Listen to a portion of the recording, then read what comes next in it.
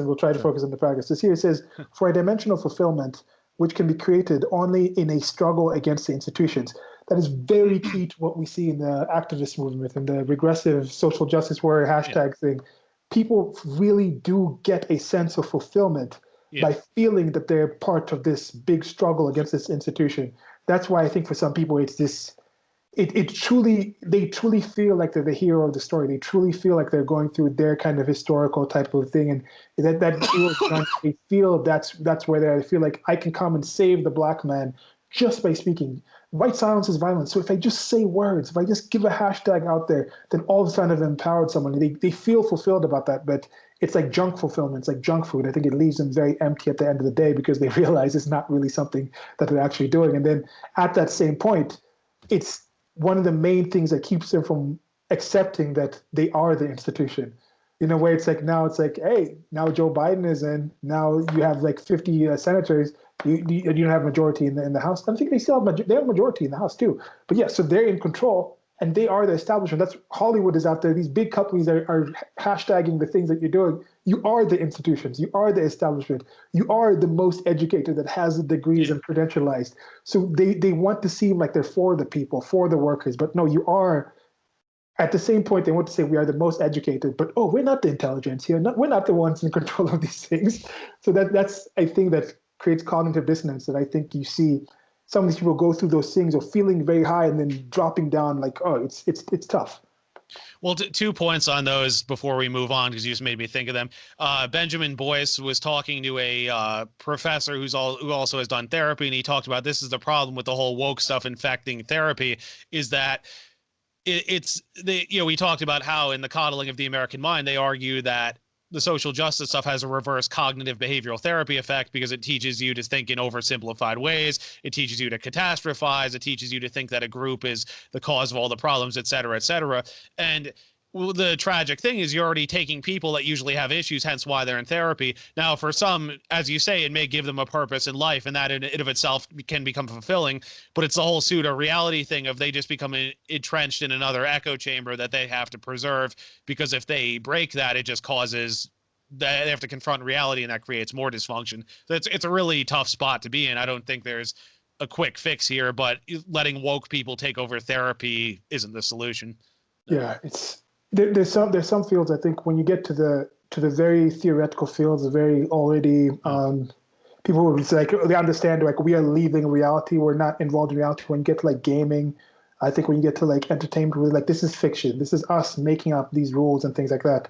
And then when you get to the opposite side of I think the bell curve and things like that, where it's very practical, structural things. Like this is 100% scientific in the sense like lab scientific testing and things like that.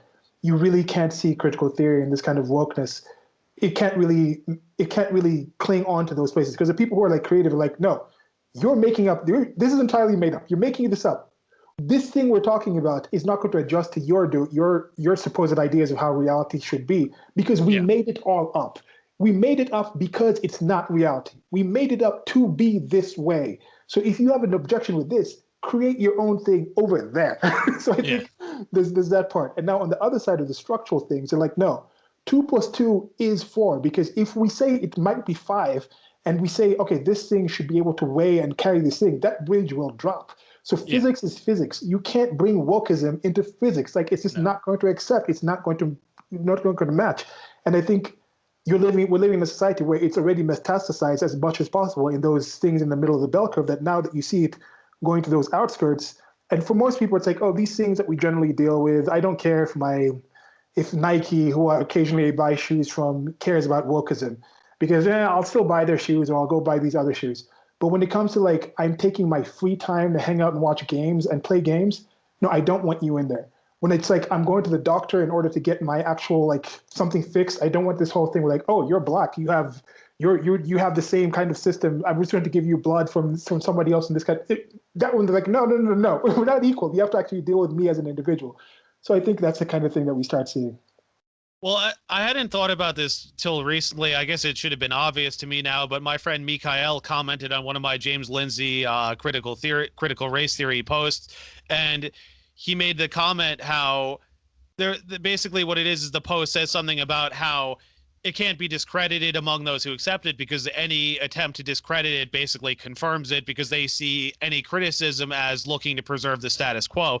Now, he said what Mikhail said, I hadn't thought about this. He goes, this is actually the mentality of a paranoid schizophrenic, because if you try to persuade them to seek help, they accuse you of either you're trying to imprison them or stop them from fighting whatever conspiracy they're fighting against. And I guess he knew of one paranoid schizophrenic. I don't think he knew the person directly, but he knew them, like, about them through other people, how they believed that they were protecting an artifact from transdimensional demons, and that if you tried to imprison them, you were either in the employ of the demons or you were a demon in disguise. But then it's like, how do you fight against that? Because if you try to help them, they think you're preventing them from doing that thing. And with the CRT crowd, it's the same thing. It's like, oh, if you question it or criticize it, well, you're just part of the status quo upholding the system, so you're an enemy who has to be silenced or destroyed. It's like, how do you fight against that? Yeah.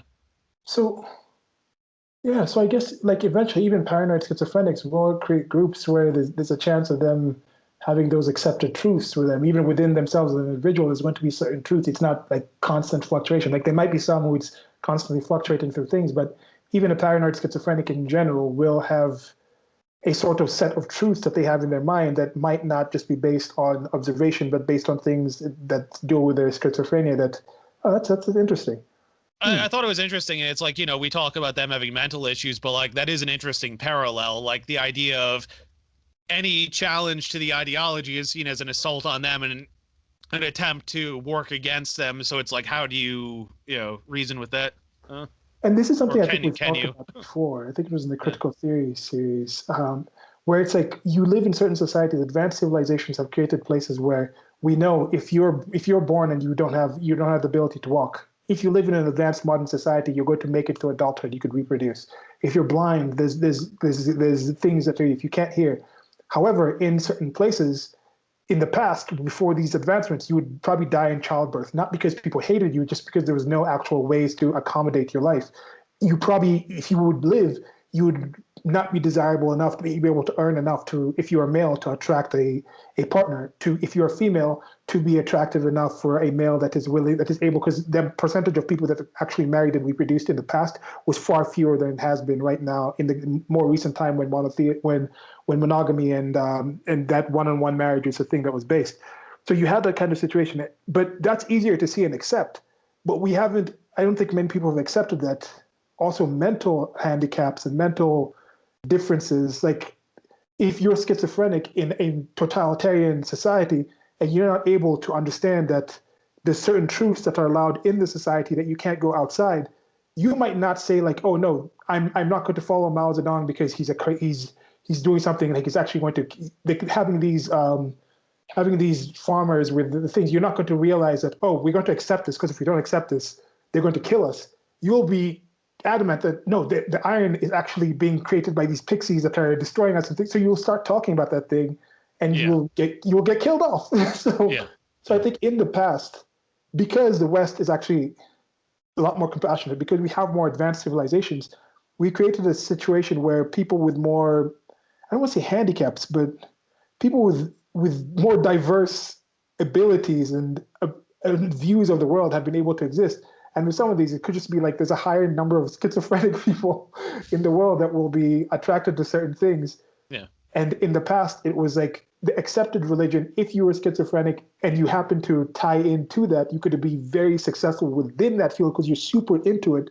But now there's way more religions, freedom of religion, that you can follow different kind of faith systems and things like that to increase that. Could be something to that. Yeah.